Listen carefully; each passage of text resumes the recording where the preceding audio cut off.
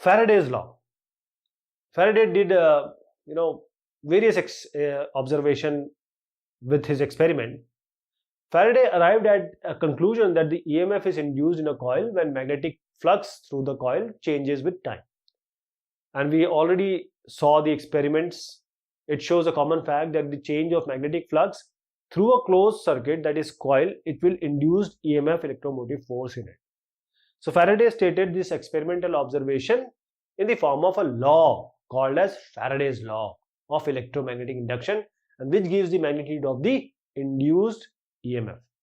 So the law states that the magnitude of the induced EMF produced in a closed circuit or a coil is equal to the negative of the time or rate of change of magnetic flux linked to it, because rate means with respect to time only. Suppose the magnetic flux linked with each turn of a coil is phi at time t. The flux change is delta phi and the time interval will be delta t at this time. So the change means delta phi is simply phi 2 minus phi 1, and this delta t will be t2 minus t1.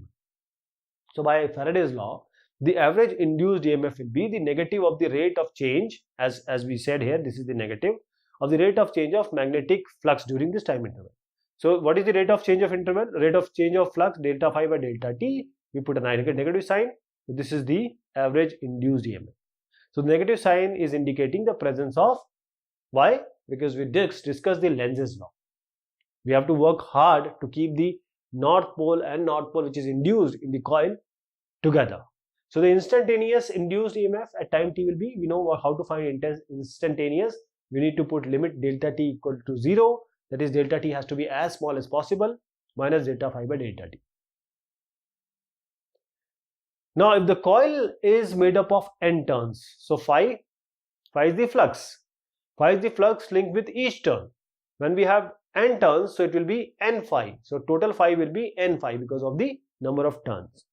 And also if the rate of change of flux associated with each turn is same, the rate of change of flux of n turn will be d by dt. Here we put n phi. Take n outside because n will not change, d phi by dt.